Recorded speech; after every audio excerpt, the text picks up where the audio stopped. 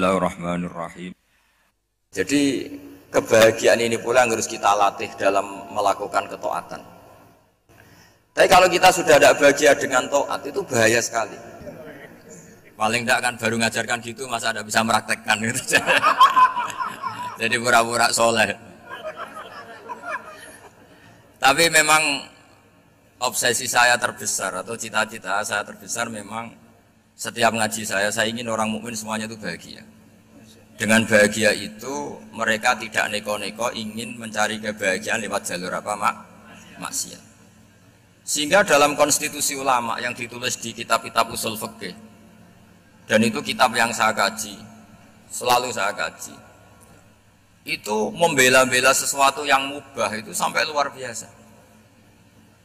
Karena melihat mubah itu misalnya Anda tidur itu berstatus mubah, Anda bermain catur berstatus mubah, Anda rileks sama teman jagungan semalam dengan teman rektor atau dosen atau yayasan, itu melihatnya bukan mubah tapi tarkul maksiyah. Misalnya saya semalaman asik musamarah itu jagungan malam sama Habib Tuha Al-Munawwar, itu Allah ngitungnya bukan, wah ini jagungan ngalor ngidul tidak penting, itu enggak. Malam itu bahak tidak ke dugem, tidak ke tempat maksiat.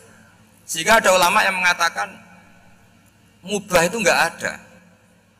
Saya ulang lagi, mubah itu tidak ada. Kan umumnya ulama bagikan wajib, ya kan, haram gitu. Terus diantaranya mubah, sunat, makruh. Ada ulama yang mengatakan mubah itu tidak ada. Kenapa? Logikanya begini, itsma min mubahin illa wa yatahaqqaqu bihi tarku haramimma. Karena tidak ada mubah yang Anda lakukan kecuali saat itu pasti ditinggalkannya sebuah keharaman. Misalnya Anda sedang jagungan sama istri di luar, di rumah, asik di rumah semalaman, mungkin bahas hal-hal yang ringan, mungkin melihat sinetron atau apa yang ringan. Tapi di situ terjadi Anda meninggalkan ke tempat-tempat maksiat. Sekarang ninggal maksiat itu wajib apa mubah? Wajib. Padahal Anda sedang melakukanmu. Nah itu dicatat oleh Allah itu tarkul haram, meninggalkan keharaman. Jika masyhur dalam cerita wali-wali itu, Abu Yazid yang seperti itu ibadahnya pernah tanya, ya Allah lalu yang makomnya orang seperti saya siapa? Karena beliau semalaman ibadah terus. Sama Allah dijawab, ya yang tidur di pinggir kamu itu. Abu Yazid, loh kok bisa ya Allah? Dia kan tidur terus. Ya kan dia tidur berarti meninggalkan keharaman. Ngomong sing potongan tukang maksiat itu apik turu apik melek kira-kira gitu. Apik turu. Timbang sama nak melek pola wis turu ae kira-kira gitu. Jadi enggak usah dipaksa tahajud, dipaksa qiyamul lail itu. Iya kalau qiyamul lail. Kalau dapat informasi, ke sini ikut saya terus katut kan repot. Jadi perlawanan terhadap maksiat itu sebetulnya gampang dalam Islam karena tadi nggak ada sesuatu yang mubah kecuali saat dilakukan berakibat meninggalkan keharaman. Mudah sekali.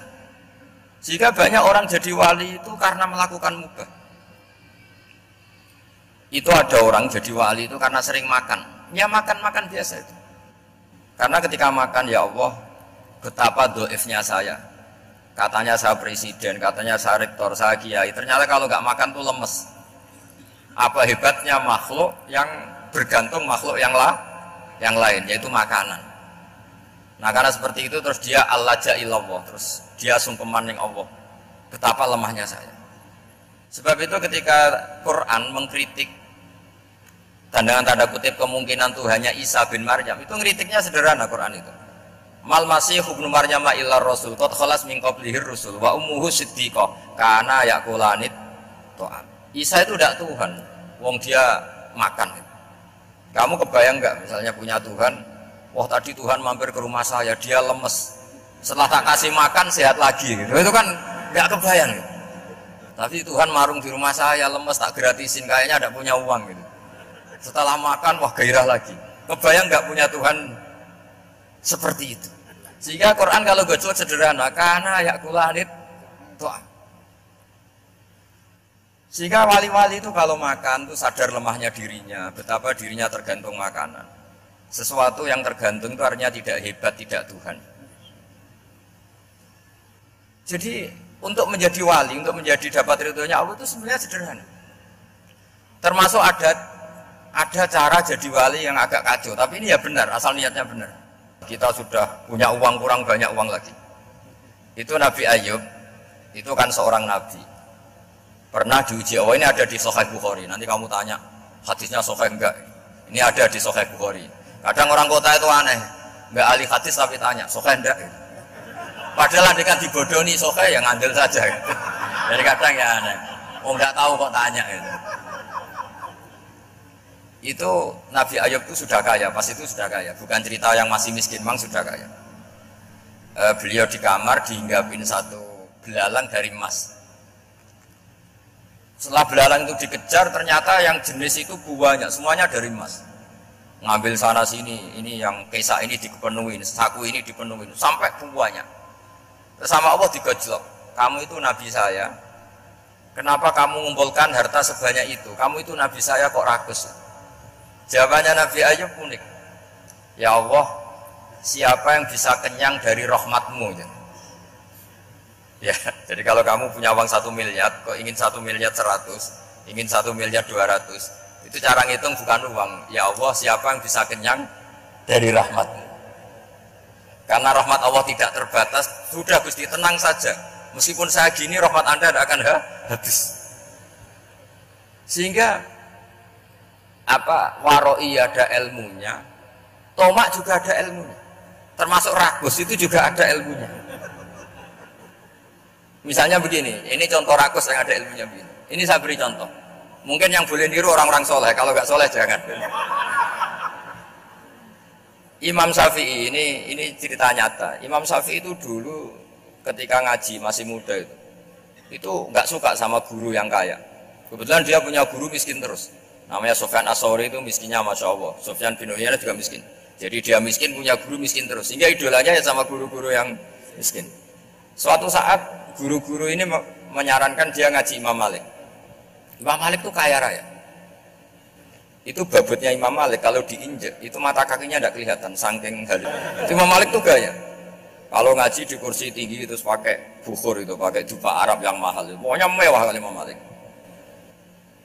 Terus dia mulai ini kiai kok kaya.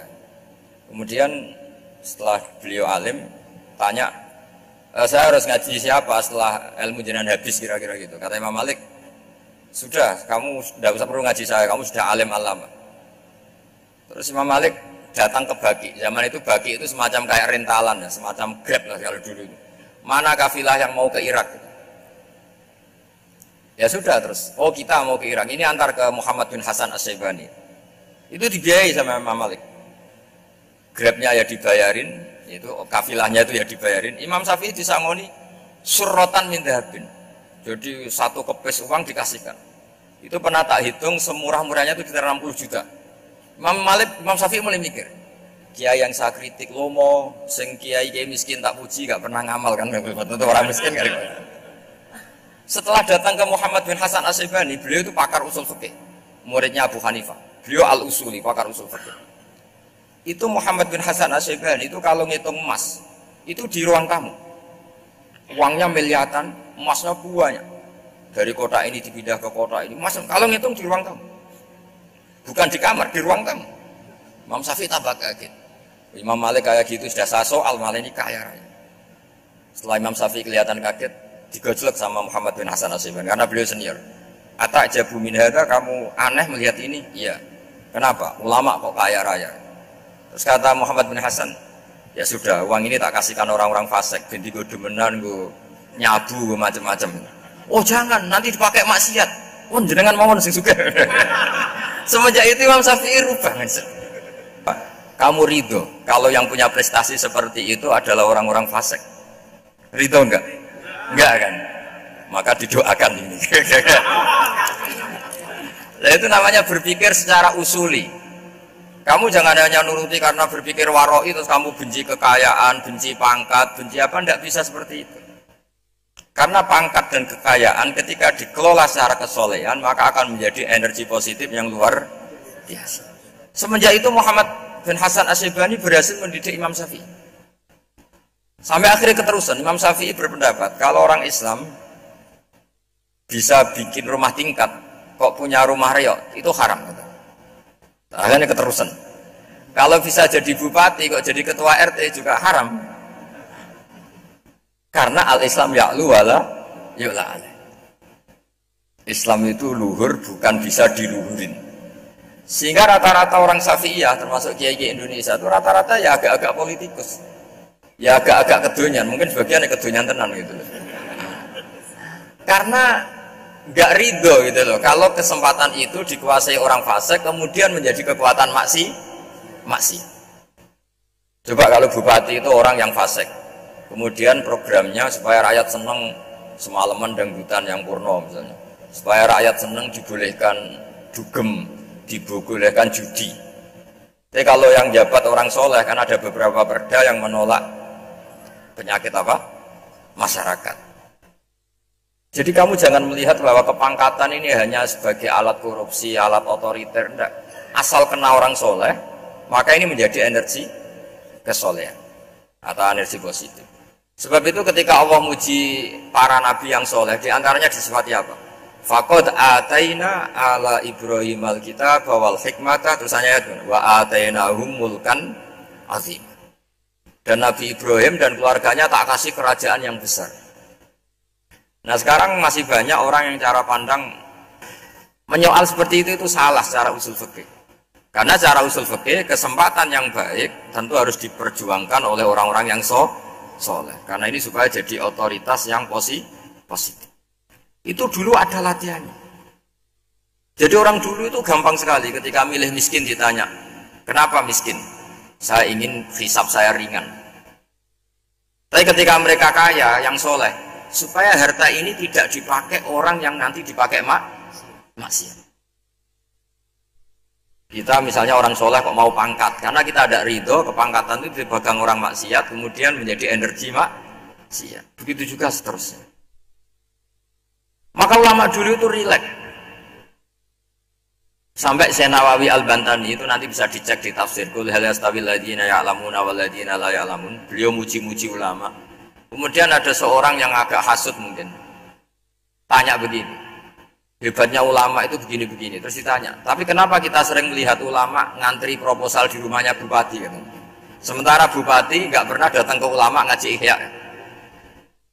Jawabannya Imam Syekh Nawawi itu unik. Ya karena ulama itu tahu gunanya uang, sehingga nyari uang untuk pondok, untuk masjid. Sementara bupatinya tidak tahu gunanya ilmu, maka tidak pernah ngaji. Jadi ya ringan saja nih. Jadi ya sudah seperti itu. Jadi kalau ada ulama kedonyan, anggap saja karena tahu gunanya uang. Jadi kenapa ulama ngantri di kabupaten, bukan bupati ngantri di ulama? Jawabannya karena ulama tahu gunanya uang, sementara bupatinya nggak tahu gunanya ilmu. Ya kira-kira gitulah. Ada ustadz tidak ganteng, kesensem rondo cantik, karena tahu gunanya ustadz itu. Artinya tahu gunanya kalau saya nikah nanti punya anak jadi gus, karena kan dia kiai gitu. Tapi rondonya raro gunanya dia karena miskin gitu. Jadi ulama dulu itu rileks, menafsirkan apa saja itu rileks, termasuk saat terpojok itu rileks. Karena semuanya dianalisis pakai ilmu. Sehingga ciri utama wali itu apa? Ala inna awliya Allahi la khaufun alaihim wa lahum yahzanun. Enggak ada rasa takut, enggak ada rasa gampang. Karena melihat sesuatu itu gampang saja. Saya ulang lagi, melihat sesuatu itu gampang saja, ringan. Saya beri contoh ya betapa pentingnya mindset ya, cara berpikir. Orang itu menjadi kikir itu karena nganggap hidup itu lama dan uang itu penting. Kalau zaman Nabi itu sederhana kalau melihat hidup. Pernah suatu saat Nabi itu punya jatah makan. Karena Nabi itu hidupnya juga pas-pasan. Jadi Nabi itu unik. Beliau di satu sisi kaya raya, bisa ngurmat Abu Hurairah, Ammar, Suhaib. Ashabu Sufa itu dirawat Nabi semua. Itu kan kaya, bisa merawat sekian orang. Tapi di sisi yang lain untuk pribadinya beliau miskin. Kadang nggak bisa makan hari itu. Tapi di saat yang sama bisa merawat Ahlus Sufa. Jadi keliru kalau orang hanya cerita Nabi itu miskin, untuk makan dirinya aja susah. Itu keliru. Kelirunya kalau tidak diteruskan, tapi Nabi mampu menghidupi Ahlus Sufa. Singkat cerita, jatah makannya Nabi itu dikasihkan orang ketika Nabi ditanya, ya Aisyah, Makanan jatah saya di mana? Oh ya Rasulullah, tadi ada orang minta tak kasihkan, maka makanan itu habis. Apa kata Nabi? Kamu salah Aisyah. Yang kamu kasihkan itu justru yang masih. Ya, yang kamu kasihkan itu justru yang masih. Sehingga Nabi menganggap, makanya Nabi terus ngendikan. Ya kalau mukhatabnya lelaki ya kira-kira begini. Wa hal laka min malika illa ma akalta fa'afnaita wa labista fa'ablaita. Terus hanya wa tasaddaqta fa'abqaita kata Nabi.